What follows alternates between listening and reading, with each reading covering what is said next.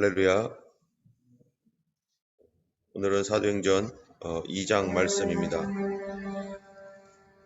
사도행전 2장은 이제 오순절날 있었던 사건을 오늘 사도행전 2장에서 얘기하면서 굉장히 이 신앙 안에서는 전환적인 시대가 바뀌어지는 가장 큰 사건 중에 하나가 됩니다. 예수님께서 부활하시고 이 땅에 40일 동안 계신 다음에 그리고 사람들을 만나시고 그리고 승천하셨습니다. 승천하시기 전에 예루살렘을 떠나지 말고 아버지의 약속하신 것을 기다리라고 하시고 요한은 물로 세례를 주었지만 너희는 몇 날이 못 되어서 성령으로 세례를 받을 것이다. 이렇게 말씀하고 있죠. 이 성령으로 세례를 받으면 그러면 너희가 권능을 받게 될 것이고 그리고 예루살렘과 온 유대와 사마리아와 땅끝까지 이르러 내 증인이 될 것이다 하면서 성령의 세례의 목적에 대해서 얘기하고 있습니다. 우리에게 왜 성령의 세례를 주시는가? 그 성령의 세례를 주시는 것은 바로 두 가지 이유가 있는데요. 개인적으로는 뭡니까? 우리 개인적으로는 바로 거듭남이죠. 성령으로 거듭나서 새 사람 되고 새로운 목표, 새로운 마음, 정말로 하나님의 자녀들로 온전하게 되어지는 성령의 세례입니다. 두 번째로는 이제 우리로 하여금 성령님을 따라서 이제 세계 끝까지 가도록 우리를 부르고 계시는 것입니다. 예수님께서 사역을 하셨을 때는 어디에서 사역을 하셨습니까? 바로 예루살렘과 사마리아와 유다에서 사역을 했습니다. 그래서 예수님은 이곳을 벗어나질 않았어요. 이스라엘 사람들에게 계속해서 예수님 복음을 전파하고 그들을 병을 고쳐주시고 또 그들로 하여금 죽음에서 살게 하시고 가르쳐주시고 했던 이 모든 일은 예루살렘과 온 유대와 사마리아에서 예수님이 하셨던 일입니다. 예수님께서 계시는 동안에 이스라엘 밖으로 나가질 않으셨어요. 그 안에서 사역을 하셨습니다. 그런데 예수님께서 이제 마지막으로 십자가에 달려 죽으시고 그리고 3일 만에 부활 승천하신 뒤에 이제 올라가시면서 이제 성령을 보내주겠다라고 말씀하셨는데 성령님은 어떠한 분이신가? 바로 예루살렘과 온 유대와 사마리아뿐만 아니라 땅끝으로 누구를 인도합니까? 예전에는 예수님이 예루살렘, 유다, 사마리아까지 갔는데 이제 성령님께서 땅끝을 향하여 이 복음의 메시지, 예수님께서 참으로 피 흘려 만들어 놓으신 이 복음의 메시지를 가지고 성령님은 땅끝을 향하여 가는데 그 성령님이 땅끝을 향하여 갈 때 어떻게 가시는가? 바로 믿는 사람들을 통해서 그 땅끝까지 복음을 전한다는 것입니다. 사도행전은 이제 그 성령님의 역사죠. 사도들이 뭐를 하고 이런 게 아니라 성령님께서 베드로, 야고보, 요한 이러한 사도들 또 나중에는 바울까지 사용하셔서 그들을 어떻게 움직이고 계시는가? 어디로 가게 하시는가? 어디까지 가게 하시는가? 그리고 그 성령의 역사가 이제 땅끝을 향하여 예루살렘, 온 유대, 사마리아를 넘어서 이제 수리아와 또 밤빌리아, 또 부르기아, 갈라디아, 또 어디입니까? 이집트 쪽으로 동방으로 서방으로 성령께서 이 믿는 사람들을 통해서 그 땅끝을 보게 하고 그곳을 향하여 이렇게 가게 하시는, 그리고 교회가 그곳에 세워지게 하시는 그 일은 누가 하신 일입니까? 바로 성령께서 하신 일입니다. 그 성령께서 각 사람들에게 임하여서 그들로 하여금 온 유대 사마리아 땅끝까지 이르러 주님의 증인이 되게 하기 위해서 그들에게 성령을 주님이 부어주셨는데요. 그 성령의 부어주심이 이제 약속이었었는데 이제 오늘 2장에서는 그 약속이 실현되는 것을 보여주는 것입니다. 2장 1절에 보니까 오순절날이 이미 이르매, 오순절날이 이미 이르렀다라고 하는 이 말, 오순절이 돌아왔다는 것이죠. 그 날에 하나님의 성령이 임했습니다. 하나님께서는 오순절날이 이미 이르매라는 이 오늘 본문을 통해서 바로 하나님께서 약속하시고 하나님께서 준비하신 날이 있었다는 거예요. 우리들도 각각 개인마다 어떤 일을 할 때 특별한 어떤 날이 있잖아요. 또는 듀데이가 있죠. 이 날에는 내가 뭐를 할 거고 저날까지는 뭐를 해야 되고 하는 그런 날이 있습니다. 그 날과 시는 사람에게는 알려져 있지 않지만 하나님의 계획 안에서는 그 날과 시를 하나님이 정해놓은 그 때가 있습니다. 때문에 그 전까지는 우리로 하여금 뭐 하게 하는 거예요? 그 전까지는 준비하고 기도하게 하는 거죠. 왜 예수님께서 올라가시면서 성령을 보내주겠다. 몇 월 며칠 날 주님 성령을 보내줄 테니까 그렇게 해라 라고 하지 않고 예수님은 그냥 막연히 성령을 보내줄 테니까 너희들 예루살렘 떠나지 않고 모여 있어라. 그리고 예수님 올라가셨어요. 그런데 하나님께서는 언제 성령을 보내주시려고 작정을 하셨겠어요? 바로 절기인 오순절에, 오순절이 바로 성령의 절기이기 때문에 그렇습니다.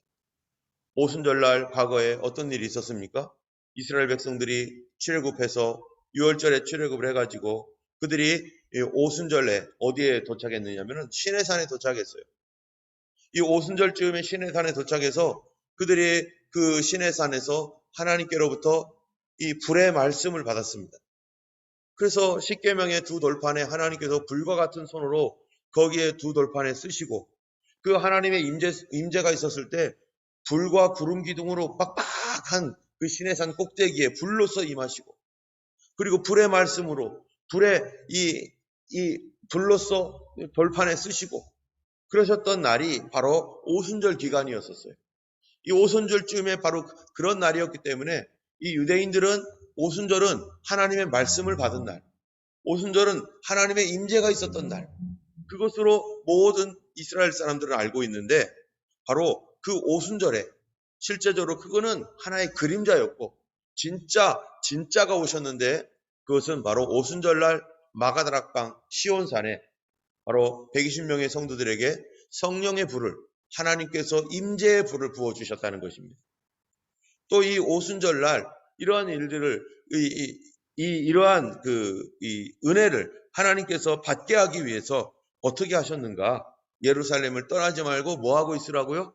모여 있으라고요. 성도들은 모여야 됩니다. 오늘날 이 시대는요, 모임을 폐합니다. 자꾸 모임을 폐해서 모이지 못하게 만들어요. 정부가 이제는 모이지 못하게 만들고 코로나 때문에 모이지 못하게 만들고 모든 온갖 수단을 동원해서 가능하면 모이지 못하게 하려고 교회를. 그래서 교회 안에 분쟁을 일으켜서 사람들과 감정이 쌓이게 하고 또 여러 가지 핍박으로 교회를 못 모이게 하는데 그런데 하나님은 모여 있으라.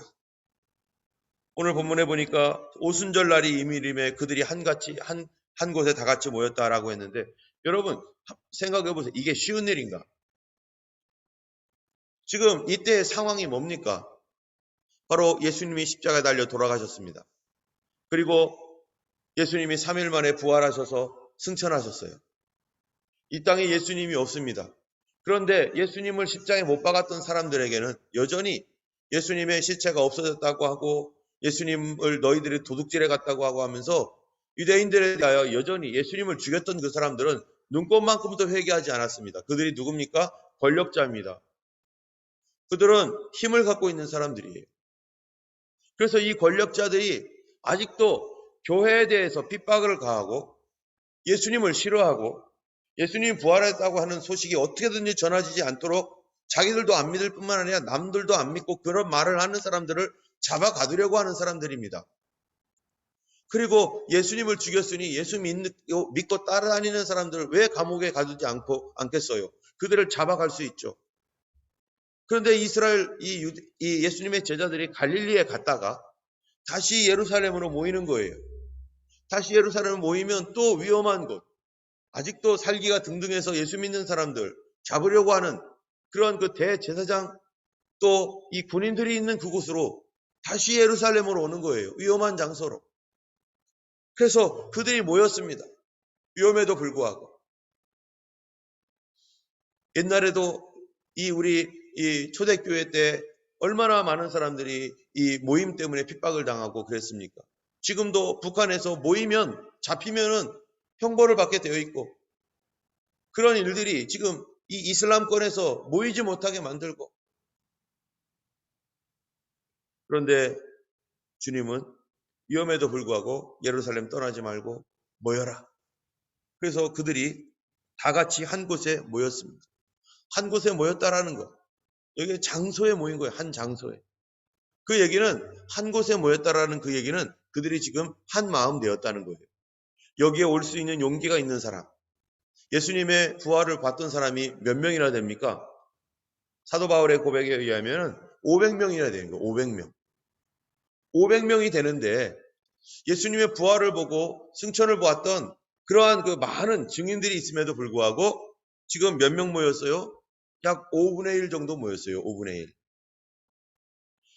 나머지는 어디에서 뭐를 하는지 우리가 잘 모르겠지만 120명 정도가 마가의 다락방에 모여 있는 그런 상황에 그들은 용기를 가지고 주님의 약속을 기다리고 있는 것입니다.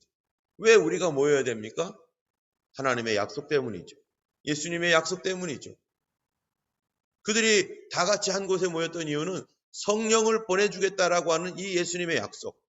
너희들 예루살렘 떠나지 말고 여기 모여 있어라. 성령 보내줄 것이다라고 하는 이 약속 때문에 그 한마디 약속 때문에 그들이 위험에도 불구하고 위험을 무릅쓰고 모여 있는 것입니다. 여러분 우리가 하나님의 한마디 약속 때문에 우리는 과연 위험을 무릅쓸 수 있는가? 하나님의 말씀 한마디를 이루기 위해서 우리가 어려움을 무릅쓰고 모일 수 없는 장소에 모일 수 있는가? 결국 그들은 한 마음으로 성령 받기 위하여 그들은 모여 있습니다. 이렇게 모여 있는 가운데 2절에 보니까요. 호련히 하늘로부터 급하고 강한 바람 같은 소리가 있어 그들이 앉은 온 집에 가득했다라고 말합니다. 여기 보니까 오순절날 성령님이 임하셨는데 바로 그 성령님의 임하심이 마치 무엇과 같습니까? 하늘로부터 급하고 강한 바람 같은 소리가 나는 거예요. 그리고 온 집에 그 온 소리가 가득했습니다. 아주 굉장히 큰 소리인 거죠. 그런데 3절에 마치 불이 혀처럼 갈라지는 것들이 그들에게 보여 각 사람이 하나씩 임하여 있더니 불이 혀처럼 그들이 깜짝 놀라서 눈을 떴겠죠. 그런데 눈을 떴는데 이게 이 각 사람에게 불이 혀같이 갈라지는 그 불이 각 사람 위에 임하여 있는 거예요. 각 사람 위에.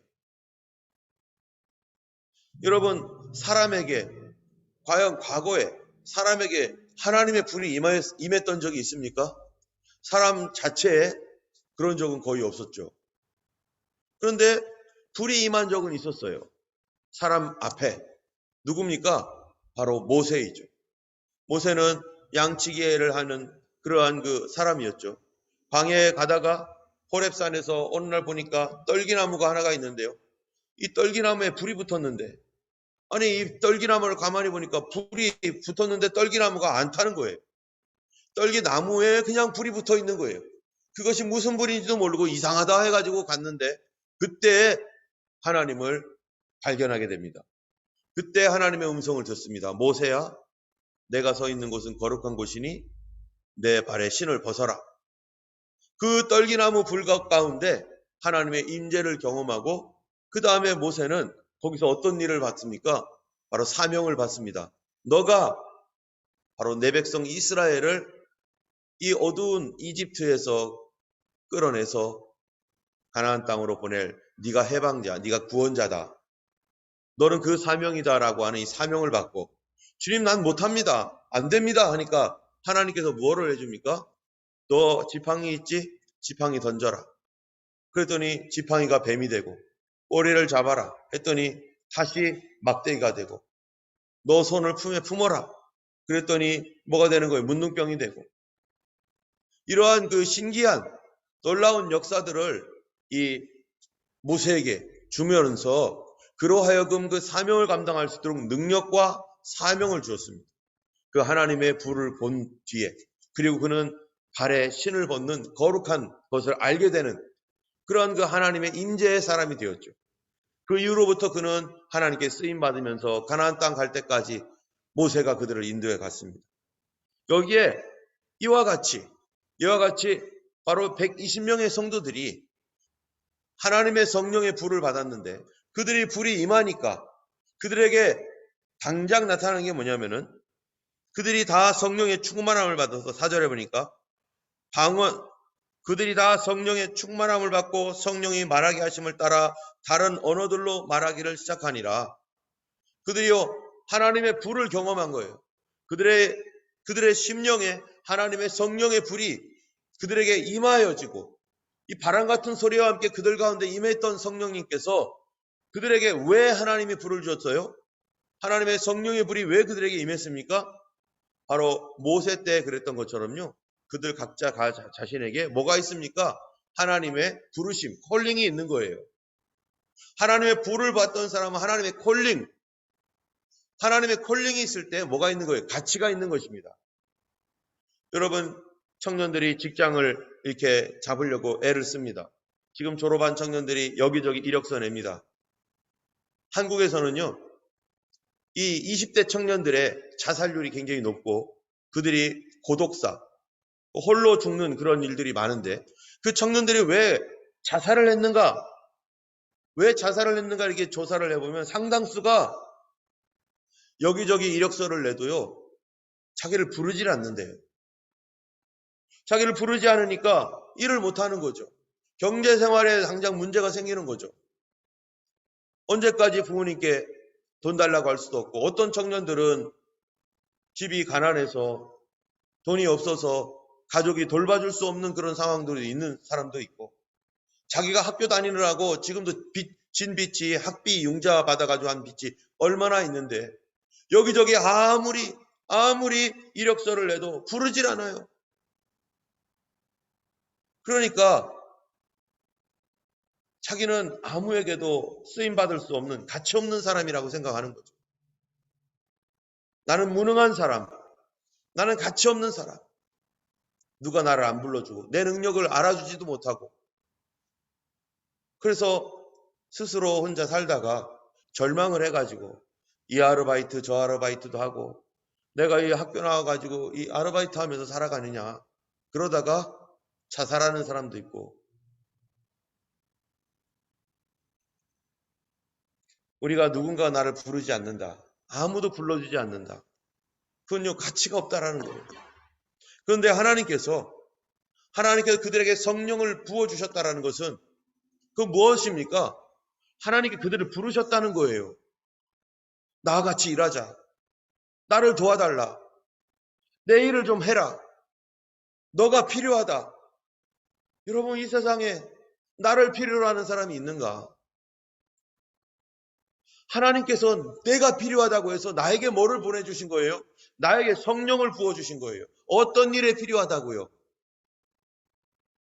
바로 하나님께서 하실 일이 있는데 그 일 나랑 같이 하자, 나를 도와라.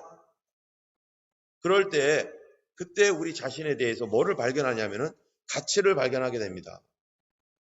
나는 영원한 하나님께서 영원한 사역을 위해서 나를 부르셨다라는 것.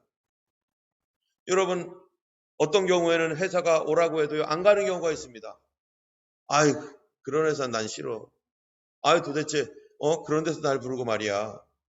그런 경우도 있어요. 그런데 그게 크건 작건 그 상관없이 어떤 때는 내가 싫다고 하는 때도 있죠.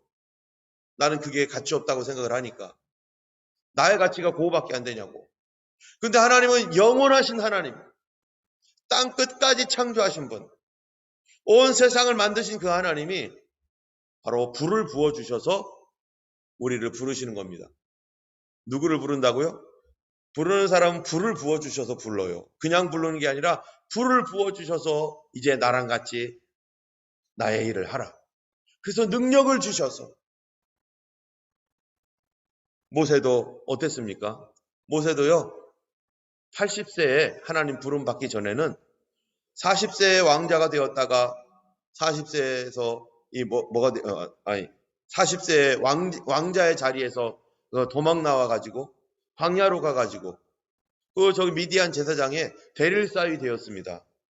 대릴사이 되다 보니까 재산도 아무것도 없는 이 남자가 남의 집에 얹혀서 그냥 머슴처럼 사는 거예요. 그냥 뭐 딸 주긴 했지만 그 집에 자기가 갖고 나온 게 뭐가 있어요? 아무것도 없죠. 무능하죠. 그 전에 뭐 애굽에서 왕자였으면 뭐예요? 지금은 빈털터리 아무것도 없는데. 그러니까 이 자기 아내 집에 얹혀 살면서 사위와 장모님과 장인어른 눈치 보며 그 형제들 눈치 보면서 그냥 거기에 그냥 얹혀 사는 80세까지. 그러면 그 뭐하는 인생이에요? 자기 자신이 양치기 하면 자기 양도 없고 그러면서 돌아다니면서 인생 끝났구나. 나는 여기서 끝이구나. 나는 아무것도 아니구나. 가치가 없어요. 가치를 부여해 주는 분이 누굽니까? 하나님이 그의 가치를 부여해 주었습니다. 그의 실패한 과거가 정말로 그로 하여금 이 절망하게 했던 그 과거가 의미 있고 가치 있게 만든 분이 누굽니까? 바로 하나님이십니다. 왜요? 하나님이 딱 부르는 그 순간 그의 모든 과거는 무엇이었기 때문에 하나님의 놀라우신 섭리로 그 모든 과거를 사용하시기 때문에 겸손하게 사용하시고 그가 배웠던 애굽의 학문들은 또 하나님께서 그에게 그 이스라엘 사람들을 인도하는 일에 사용하시고 그런데 그를 알아주는 사람이 단 하나도 없고 그를 써주는 사람이 단 하나도 없을 때는 그가 배웠던 애굽의 높은 학문과 왕자의 그런 모든 경험들 무슨 소용이 있어요? 또 그가 데릴사이가 되어가지고 미디안에서 양치였던 그런 과거들 하나님이 불러주지 않았다면 아무도 그거를 인정해주지 않았다면 그게 무슨 소용이 있어요? 그냥 저주죠. 아브라함, 이삭, 야곱도 마찬가지입니다.